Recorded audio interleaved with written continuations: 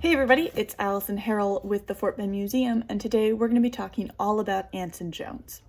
Now, in case you've never heard of Anson Jones before, he was the fourth and final president of the Republic of Texas, and his fun, cool little nickname is the Architect of Annexation.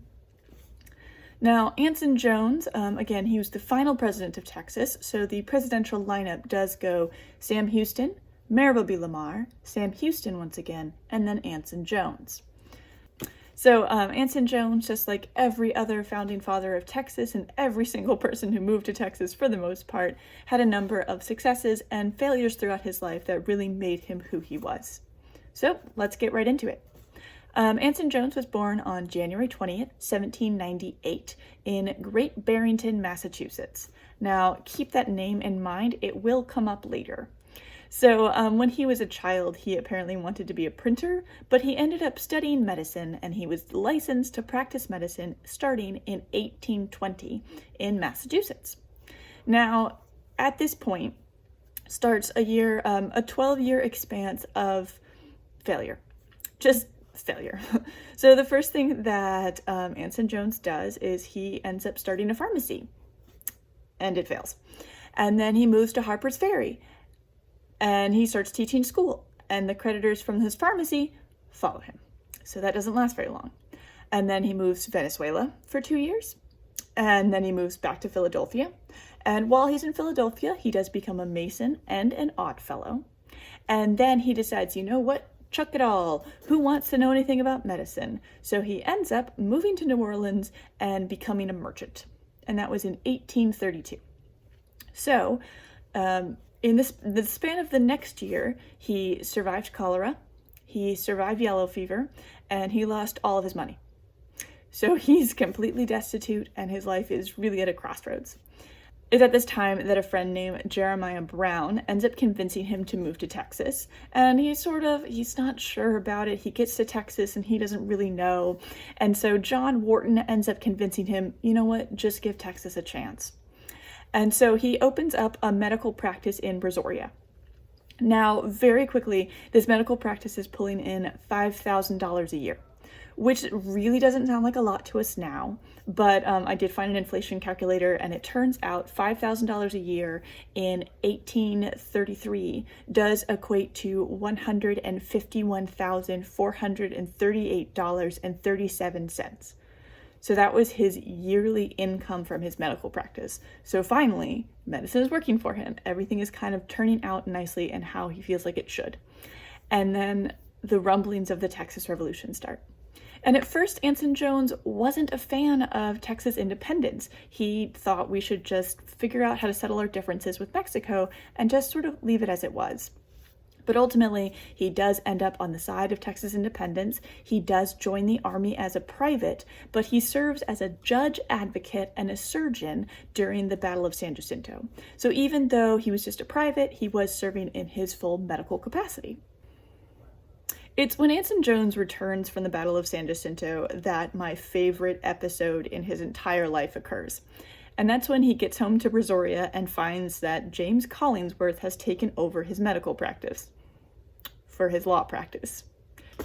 James Collingsworth is essentially squatting in a medical office to run his law practice, and when the rightful owner of the medical practice comes back from war, it takes the threat of a duel to get him to leave.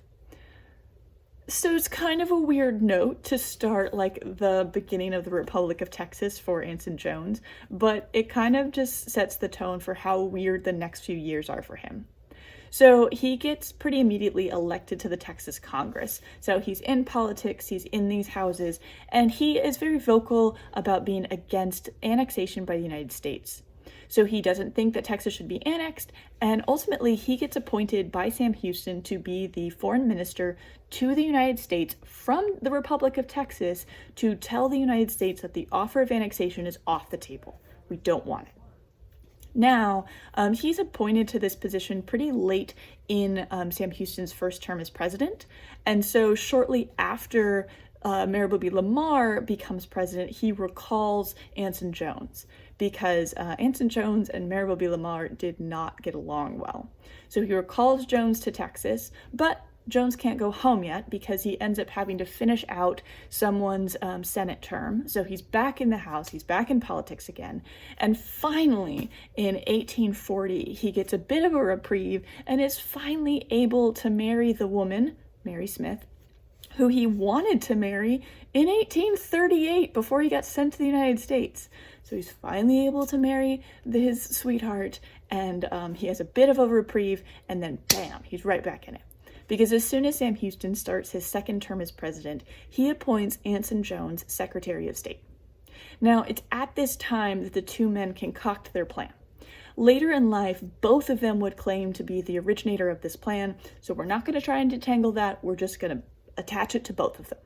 And the plan is, let's not choose, let's find some options. So they are going with Plan A, which is annexation by the United States, and Plan B, which is recognition by Europe and peace with Mexico. So that would be further Texas independence versus becoming part of the United States. Now, the crux of this plan is that if either A or B fails, then you have a backup option. But the trick is that the two plans cannot know about each other. Because if everyone knows you're going after annexation, why would Europe recognize you? If everyone knows you're going after Europe recognition, why would the United States annex you? So it becomes imperative that they keep the two plans separate and they work on both of them at the same time. Now, in 1844, a number of things happen all at the same time. So 1844 was a presidential election year for both Texas and the United States, which means that Sam Houston's term as president is coming to an end. And so Anson Jones is actually running to be the next president of Texas. Now, in the United States, something a little bit different is happening. So the current president at that time was John Tyler. Now, John Tyler was definitely working deals to get Texas to be annexed by the United States, but he was doing them in secret. So when everyone found out about all these papers he had and all these deals he was trying to work, they got really mad at him for the secrecy of the plan. It wasn't that they didn't want to annex Texas, it's that they didn't like how he was going about it. So that sort of kiboshed his candidacy for president because everyone got so mad about this secrecy. So that put James Polk on the map. So he was the presidential candidate for the Democrats, and he was running specifically on a platform of annexing Texas. So it's out in the open, they want to annex Texas. So that is Sam Houston leaving the presidency, Anson Jones running for president. Polk is running for president on a platform of annexation for Texas. And Europe reaches out to Anson Jones and says, hey, can you just give us 90 days? Let's see if we can work out a deal. So Anson Jones does. He waits. He gets inaugurated as the president of Texas, and then he does nothing for 90 days. And in this time, this very pivotal time, public opinion in Texas sours against Anson Jones. And it was more that he said nothing. He didn't say, hey, I have this idea. He didn't say, hey, I have a plan. He just said, that's all. We'll wait. So when he finally calls Congress back into session, the public opinion is livid. They despise his choices. And they have been burning him in effigy at this point. So it is not good. So when he finally calls them into session, he lays out their options. Okay, Texas could be annexed by the United States, or Texas could get recognition from Europe, peace with Mexico, and we could remain independent. So Anson Jones had pulled it off. He had given Texas two options to choose from. Everyone wanted annexation. No one wanted to be recognized by Europe. No one wanted that peace with Mexico. And they were so mad over the silence that they didn't even stop to think about the fact that Anson Jones had pulled off such a hat trick of getting two separate yet equally valid options for Texas. So, Texas becomes the 28th state in 1845. We finally accept Polk's offer, so Polk is inaugurated, and Texas does become part of the Union.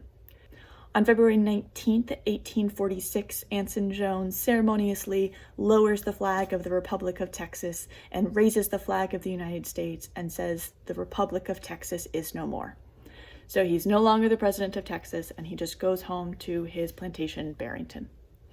Now, Barrington, if you notice, it's the same name as the town that he was born in.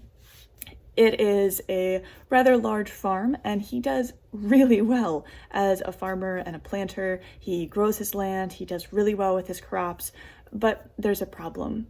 He always thought that he would remain in politics. His ally and who he considered a good friend, Sam Houston, immediately gets sent to the United States as one of the Texas senators. He gets to become governor later on. He remains in the public eye and in politics. And Anson Jones was just waiting for someone to say, yes, it's your turn, because he was waiting to be called into politics in some aspect. But public opinion had turned so much against him in those last few months of his presidency that he never got that call. He never was tapped to be a legislator or a representative or anything in any capacity, and it hurt.